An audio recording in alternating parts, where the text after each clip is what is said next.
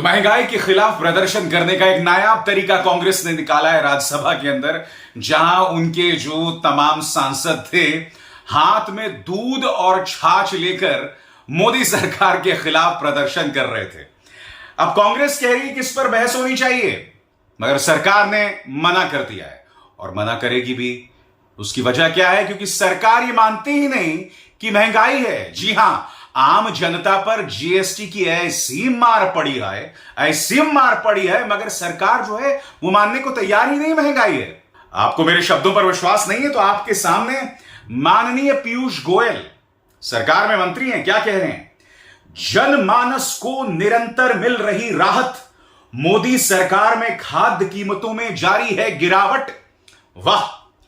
तो कवि पीयूष गोयल ये कह रहे हैं, आप देख सकते हैं कि साहब बाकायदा पूरी कविता लिख डाली है उन्होंने। जनमानस को निरंतर मिल रही है राहत, मोदी सरकार में खाद्य कीमत में जारी है गिरावट। राहत, गिरावट, वाह! कवि जी ने क्या कहा है। बहरहाल मैं आपको बतलाना चाहूंगा कि आज संसद के सामने कांग्रेस ने प्रदर्शन किया। यही नहीं दोस्तों, सरकार जो है वो इस मुद्दे पर बहस नहीं चाहती है।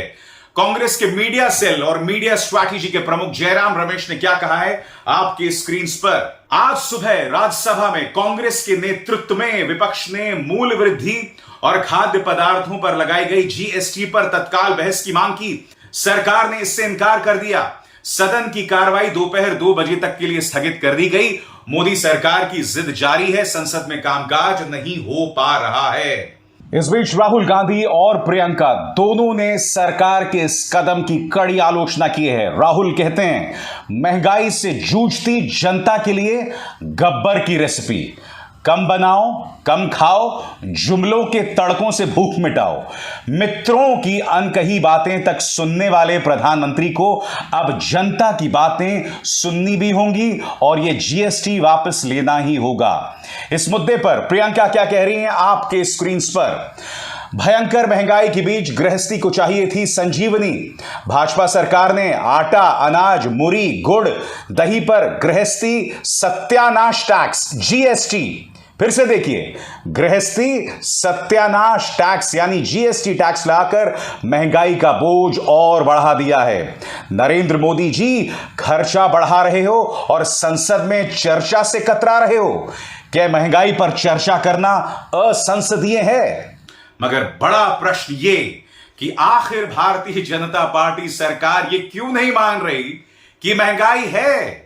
अरे साहब, एक एक करके आपको दिखलाते हैं। चलिए, सबसे पहले तो कल ही की खबर आपको दिखा देते हैं। कल की इस खबर के मुताबिक आप देख सकते हैं कि 25 किलो आटा जिसकी कीमत थी 1300 से 1600 रुपए, अब वो कितना हो गई है? 1400 से 1800 रुपए। कितनी महंगी हुई? 100 से 200 रुपए महंगी। फिर आइए आटे पर, 20 केजी आटा था 600 रुपए का, अब हो गई है 630 से 650 रुपए। कितने की बढ़ोतरी? 30 रुपए से 50 रुपए की बढ़ोतरी। अब आइए मैदा पहले 80 रुपए था, अब 85 से 86 हो गया है। सूजी की तरफ जाएं, पहले 20 था, अब 21 से 22 हो गया है। दाल 110 थी, अब 115 से 117 हो गई है। और बात यहां नहीं रुकती दोस्तों, खबर देखिए। अनाज, आटा, दाल, चावल, दही, पनीर सब कुछ महंगा हो गया था सोमवार से, मगर मोदी सरकार को कोई परवाह नहीं है। सरकार के मंत्री इस कदर बेशर्मी से ऐसे ट्वीट कर रहे हैं। कायदे से मुझे इस तरह के शब्दों का इस्तेमाल नहीं करना चाहिए, मगर मुझे आप बताइए, जब जीएसटी की मार सीधे तौर पर पड़ी है तो आप कैसे कह सकते हैं? और ये पहली बार नहीं है दोस्तों, महंगाई की मार और देश में बेरोजगारी की मार एक अरसे से चली आ रही है। यह बात अलग है कि आपने धर्म का धतूरा चटाकर लोगों के मन में यह खौफ बिठा दिया है कि भैया महंगाई सह लो, बेरोजगारी सह लो, वरना अगर हम चले गए तो मुगलों का राज आ जाएगा। खबरें क्या है दोस्तों? पिछले 2-3 साल की खबरें, यही खबरें चल रही हैं। बहस इस पर होना चाहिए, मगर इस पर बहस नहीं होती है। होलसेल प्राइस इन्फ्लेशन, 30 साल में सबसे ज्यादा होलसेल प्राइस इन्फ्लेशन 2021-22 में। अब यह खबर देखिए, 3 साल में लोहा 141%, एल्यूमिनियम 136%, वायर 1 और प्लास्टिक पाइप 117% महंगा हुआ है। अब देखिए, ईंट के दाम बढ़ेंगे, घर बनाना होगा महंगा। अरे भाई, कुछ छोड़ा भी नहीं है। पीयूष गोयल जी, ये दिखाई दे रहा है कि नहीं आपको? आगे भी देखिए, महंगाई में आटा गीला, 4 साल में लोकल ब्रांड का आटा 42% तक और नेशनल ब्रांड का आटा 27% तक महंगा हुआ। आगे देखिए दोस्तों, 8.38% खाद्य महंगाई 17 माह में सबसे ज्यादा रही। बड़ा प्रश्न ये कि मोदी सरकार इतनी संवेदनहीन, इतनी इनसेंसिटिव कैसी हो सकती है? उनके मंत्री ऐसे वाहियात बयान कैसे दे सकते हैं? मैं लगातार अपने मंच से विपक्ष की आलोचना करता रहता हूं यह कहकर कि भाई आपको जमीन पर उतरना पड़ेगा, आपको लोगों के मुद्दे उठाने पड़ेंगे। कांग्रेस ऐसा कर रही है, मैं मना नहीं करूंगा, इसलिए कांग्रेस के समर्थक मुझसे बेवजह नाराज ना हो। मैं मानता हूं कि कांग्रेस ऐसा कर रही है, मगर मैं देखता हूं कि कई विपक्ष के नेता घर में ही बैठे रहते हैं।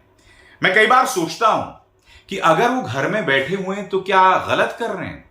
मुझे लगता है कि उनके मन में ये बात चलती है कि भैया बेरोजगारी, महंगाई, इन तमाम मुद्दों पर प्रदर्शन करने से क्या अधिकार? जनता तो फिर भी भारतीय जनता पार्टी को वोट देगी।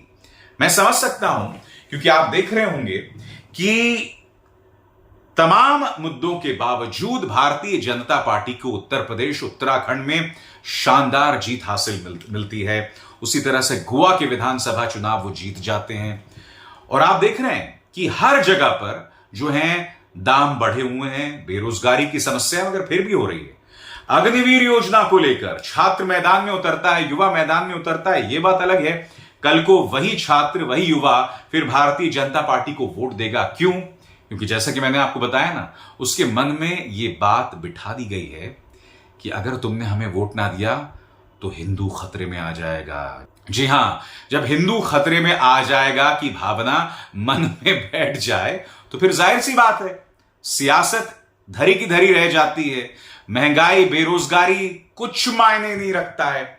और इसी का फायदा भारतीय जनता पार्टी ने उठाया है, क्योंकि वो अपने प्रचार तंत्र के जरिए, यानी कि मीडिया के जरिए ऐसे कार्यक्रमों का प्रचार प्रसार करता है। ऐसे कार्यक्रम जो हैं प्रसारित होते हैं जिससे असली मुद्दों की तरफ जनता का ध्यान नहीं जाता। और फिर आपके सामने आप देख रहे हैं क्या हो रहा है।